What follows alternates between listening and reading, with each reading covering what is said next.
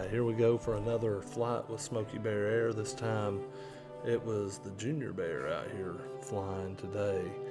He hadn't flown in about a month, so he's going to take us out for the flight today.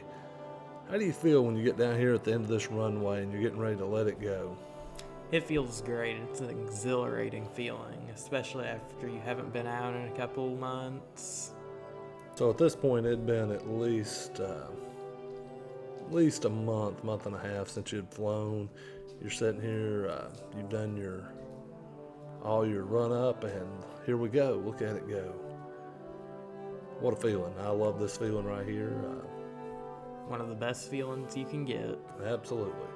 So as we're going down here off 2-3, the reason we like this is not necessarily for the takeoff, but definitely for the landing. Landings are a lot easier when you land on 2-3, wouldn't you say? I would definitely agree. Just everything about it feels a little easier. Seems to go a little smoother. So again, beautiful evening out here, trying to give it one last flight, get you a little time in there before we put it in for annual. So last flight before annual.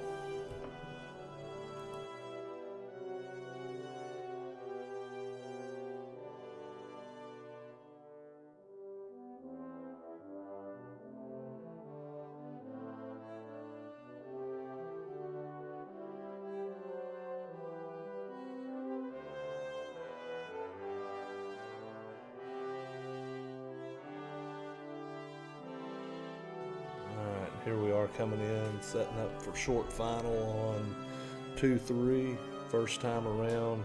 How nervous was you? I was pretty nervous since I hadn't been out in about a month, and this is a pretty difficult runway to land at. Compared to some of the others we go to, that's 5,000 foot and 100 plus foot wide, a 2,600 foot runway with only 40 foot wide definitely challenges you, doesn't it? It does. But here you've done an outstanding job. You've put it down there smooth. You can see the camera really isn't bouncing around. Hopefully one of the things we can do this year is we're going to start working on getting some different angles to view this from. Out here on this pilot side, wing strut is a beautiful view, but I'd love to have the one where we can take and look from the tail of the aircraft, looking down at the wheels, just so you can see how easy those landings were that you done right there. And again, I want to emphasize we are not CFIs. Neither one of us. He's a student pilot. I just got mine back in May of 22, so both relatively young pilots. Here we are going off for this next round, and we took a little ballast out of the aircraft, and it really seemed to jump up off the ground here, didn't it? Oh yes, it did. It's a totally different feeling when it's just me up there by myself.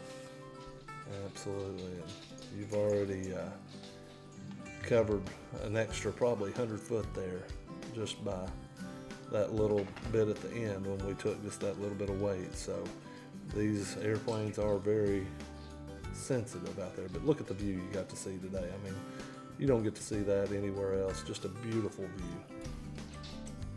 All right, as you're coming in here for the third try of this, easy landing, made it look like a professional. As you go through this and you do it more and more, how much does your confidence grow? The more you do it, your confidence grows more and more, but you have to be careful to not become too confident, because when you're too confident, that's when you start making mistakes. And mistakes out here happen fast, and sometimes they have some pretty drastic consequences. So a lot of things are going into that people don't see when you're setting up for that. You're checking the wind, which way it's coming across the runway. You're checking all these little things, just like it is when you're getting ready to take off here. Same thing. Checking all the marks, making sure you're ready to go. All right, through all these takeoffs and landings, I want to make sure that everybody out there knows that neither myself or the Junior Bear, Ryan there, neither one of us are CFIs. He's just a student pilot working his way to getting that ticket this year. Hopefully in July we'll have that ticket punched and he can continue his aviation career, and I'm just a old private pilot. So neither one of us are a CFI. However, if you would love to get out here and try this and learn how to do it, I highly recommend you find a good trained CFI. I do notice now this time around you've run into the rain this time. We saw it coming up the valley. Was this your first time in rain? This was my first time in the rain as pilot in command. I had been in the rain once before, flying with my CFI. So did it bother you when you saw the rain? It made me a little bit nervous, yes. The runway gets slick, you can slide around out there, lose a little bit of visibility. A lot of bad things can happen. Absolutely.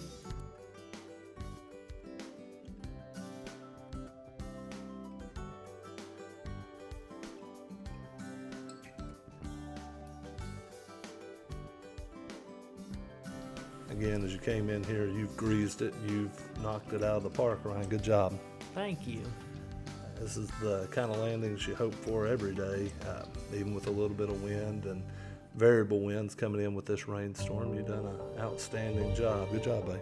Thank you. All right, I'm gonna throw out there one of my buddies out here that does these YouTube videos, 188. He's been talking about it, and I want to echo his sentiments.